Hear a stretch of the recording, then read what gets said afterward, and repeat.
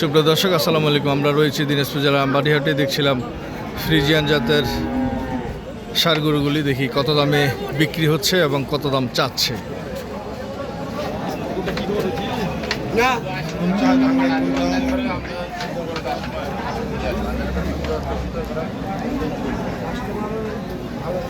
কেমন বয়স ভাই এটা? আগর দাঁতে নেই, আগর বয়স, এখনো দাঁত উঠেনি। এটার চাওয়া কেমন? চাওয়া দাম হচ্ছে 1,65,000। কত বলে ভাই? 40-45 পর্যন্ত বলছে। আচ্ছা, কাস্টমার নাই যে বললেন, বাজারের পরিস্থিতি কি একটু বলেন? বাজারের পরিস্থিতি আজকের ভালো না, হঠাৎ করে বাজার ডাউন। আচ্ছা, কত দামে ছাড়বেন? 50-এর উপরে। আজকের যে পরিস্থিতি, এই পরিস্থিতিতে 50-এর উপরে যাবে মনে হচ্ছে?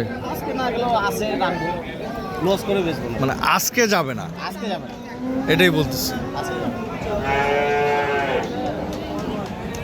কটা আছে? 2টা। আচ্ছা, ওইটা একটু দেখি। এটার বয়স কেমন? এটাও আগর। এটা হচ্ছে আগর বয়সের। আচ্ছা, এগুলো বডি ওয়েট কেমন হবে ভাই?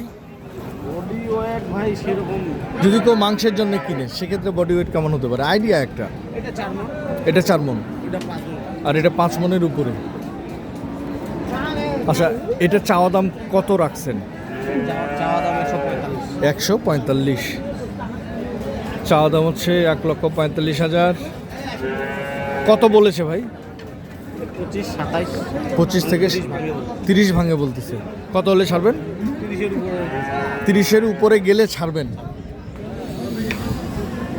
দর্শক, আমরা দেখছিলাম দিনাজপুর জেলার আমবাড়িহাট থেকে ফ্রিজিয়ান জাতের খামার উপযুক্ত এবং মাংসের জন্য যে গরুগুলি, এগুলোর কত দাম চাচ্ছে এবং কত দাম বলেছে এবং কত দামে উনি বিক্রি করবে সেটা আমরা আপনাদের জানার চেষ্টা করেছি।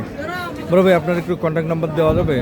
01743 65 65 88 53। এই নাম্বারে যোগাযোগ করলে এই টাইপের ষাঁড় গরুগুলি আপনি সংগ্রহ করে দিতে পারবেন।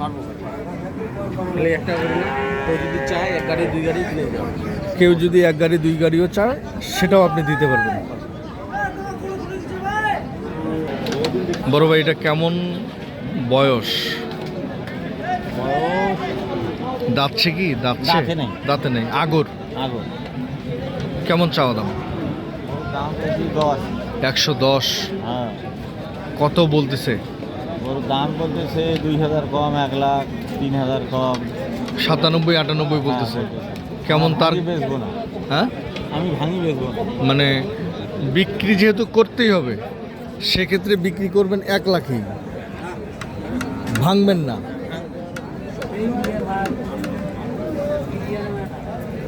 এটা লাইফ বডি কেমন হবে, মানে বডি ওয়েট কেমন হবে? না না, আইডিয়া আপনার। 4 মণ না, শুধু মাংস?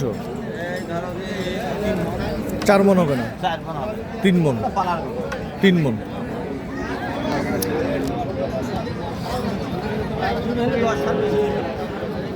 3 থেকে 10 কেজি বেশি হবে। দর্শক, আমরা দেখছিলাম দিনাজপুর জেলার আমবাড়িহাট থেকে। তবে যে যেখান থেকে দেখছিলেন সঠিকটা দেখে শুনে বুঝে কিনবেন এবং সবার সুস্বাস্থ্য কামনা করছি। সকলে ভালো থাকবেন, নিজের প্রতি খেয়াল রাখবেন।